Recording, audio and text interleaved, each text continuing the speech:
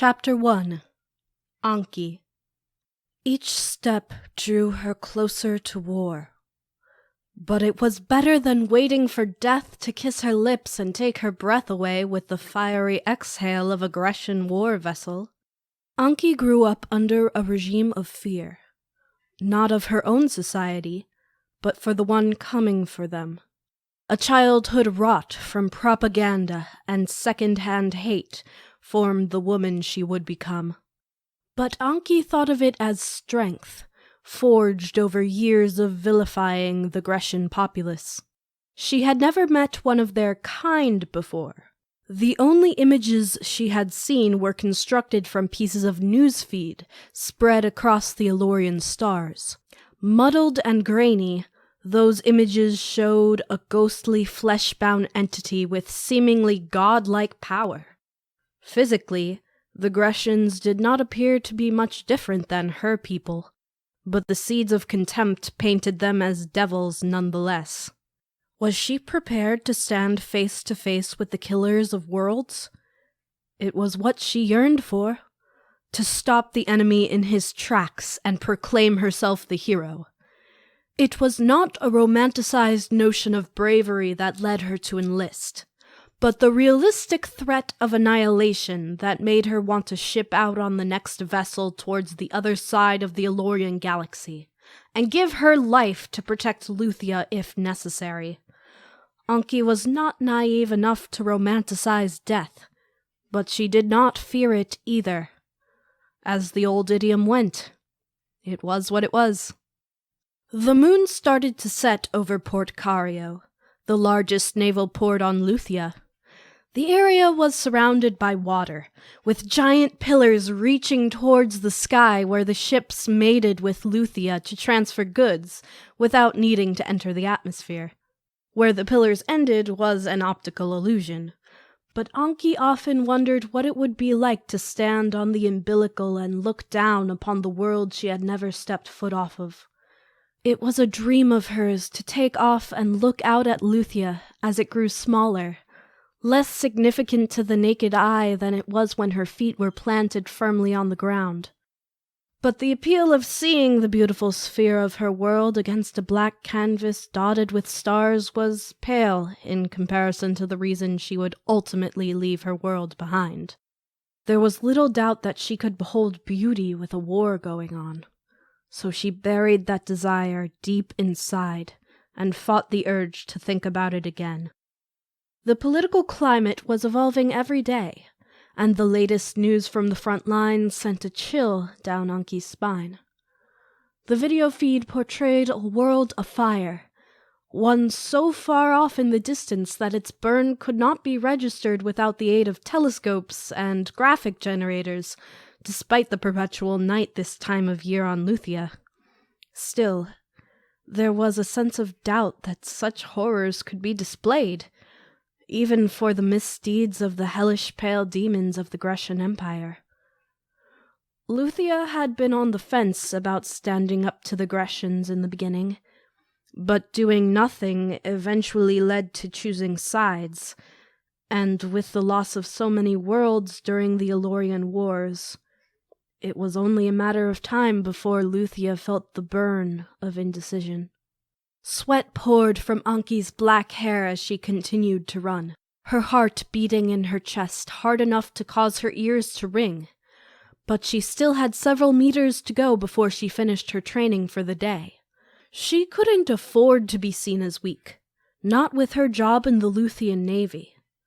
Professional killers were as numerous as the stars, but ones with her specialty were a much rarer gem. Luthia had invested in a living weapon, training Anki to take the fight to Gresha or some outlying system, to end the massacre before it spread across the rest of the Alorian Galaxy. It was take the fight to them, or worse, having the war in the Luthian system, threatening the lives of every soul on their solitary world. Even with all her training, nothing was guaranteed. If she had any hope for deployment, then she needed to be at the top of her game. War was coming, one way or another. but Anki wanted to meet it halfway. The thought tended to bring a smile to her face. A smaller version of her comm unit, a black and silver band strapped around her wrist, chirped to let her know she had an incoming message.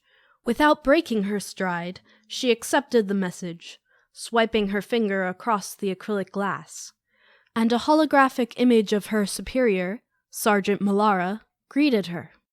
"Good evening, Sergeant Anki Paro. You are receiving this message to let you know there will be a briefing in the morning, and your presence is required. Please arrive with a travel bag in hand." The message ended abruptly, and Anki suddenly realized she had stopped running, and instead was standing on the track panting for air. She didn't know if it was nerves about her potential deployment, or if her attention span didn't allow for physical exertion and life-changing news to be processed simultaneously. It was frustrating either way, and she silently chided herself for relenting with the exercise, regardless of how brief it had been. She closed the connection on her comm unit before the message started playing again. This was the 4th mandatory briefing in as many weeks, and each time she thought she would be sent out on a vessel to put her skills to proper use. Each of those times she was sent back to her dorm. Disappointed. Still, it stood to reason that eventually she would get the call she had been waiting on ever since she arrived at Port Cario. A girl could hope, at least. Anki started running again, and this time with a second wind and thoughts about what it might mean to finally deploy. Her thoughts drifted to her father, the only member of her family still talking to her. She knew that the stress of her joining the Luthian Navy was a burden threatening to send him to an early grave. But she also knew he was proud of her and knew what she was capable of. It was the Paro blood in her veins that made her compete so aggressively with herself and others. If he was honest, her father knew it was his fault that she took after him. It was a bond that could never break, no matter how far out in the Alorian Galaxy she might find herself. The moon crept up the sky, and a chill formed around her. There was a storm brewing, and the cold front was pushing it inland. If she was lucky, she would have time to get inside before the rain began to fall. Anki ran another 5 steps before the first drop touched the top of her head. That single drop was followed by a torrential downpour. If the weather was any indication, then luck wasn't in the cards for her anytime soon. Anki opened the door to her dorm.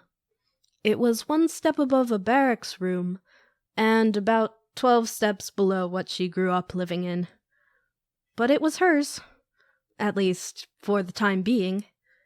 She was greeted by the usual AI voice. "Welcome home, Anki. I have maintained the room's temperature to your preferred setting. You have arrived before your schedule usually dictates. Would you like to receive a cold beverage before your shower?" The question accompanied the sound of her soaking wet t-shirt hitting the floor with a moist thud. "Not yet. Please set the shower to coolness 2, she instructed. She enjoyed voice-activated living quarters and preset settings for her day-to-day activities. She knew this type of living wasn't going to last once she finally shipped out, but as far as she was concerned, she could at least enjoy it while it lasted.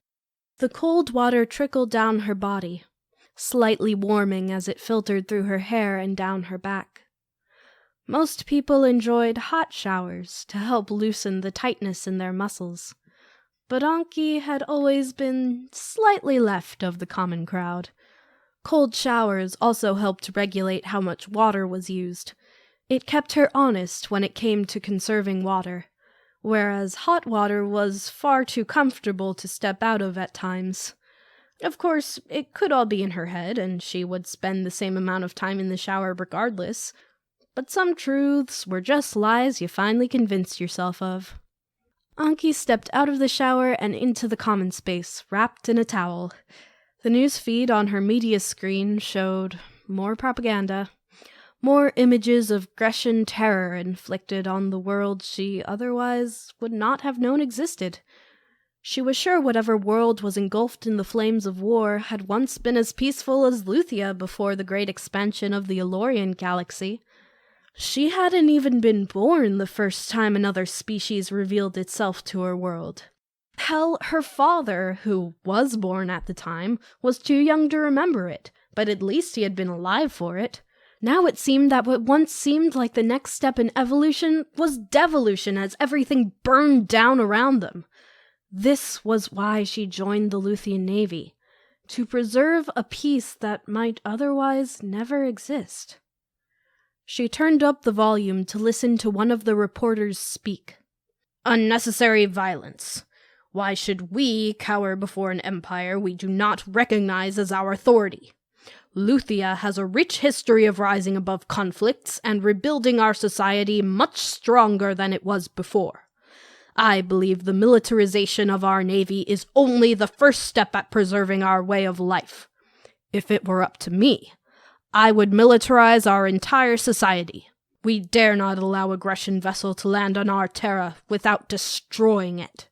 It wasn't a reporter speaking after all, she noticed, once the image moved away from the reporter.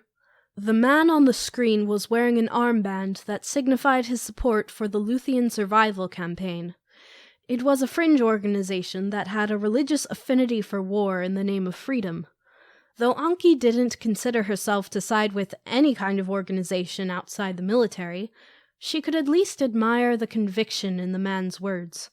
She found herself nodding her agreement without realizing it.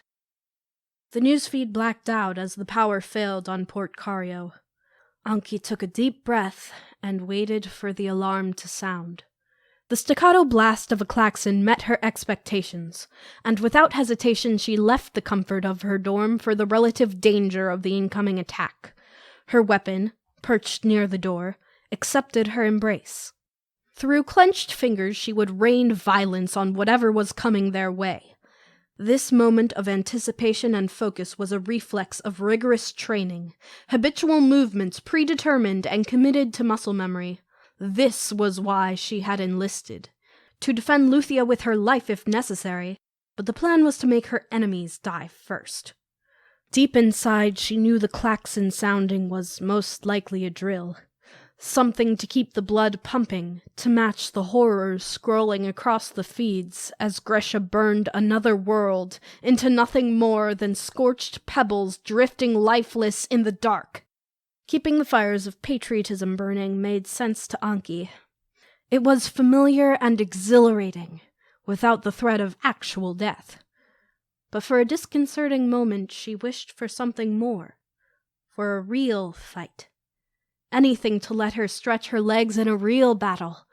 The thrill of war, the pestilence of civilization, called her name, and she wished to answer it with as much enthusiasm as she could muster. More, if necessary. She found herself under the naked sky. Twilight lingered, with moments of static scorching the atmosphere as more men and women like her huddled behind cover. Some adorned and some not, but all armed for incoming. The sky bled electric light as another flash burned her eyes, blinding as quickly as it disappeared. It was another drill, but it felt different, and that difference was alarming. Something triggered in Anki's mind, and her perspective changed. Gone were the parameters of a known enemy. This was a different training tactic. This time the enemy was already at the door. But they weren't waiting to be let in because it was too late. Luthia had failed to hold the door, and now the sky was charged, primed to burn and to destroy. It was only a training exercise, but it felt like a dress rehearsal for something she wasn't quite ready for. Death's kiss.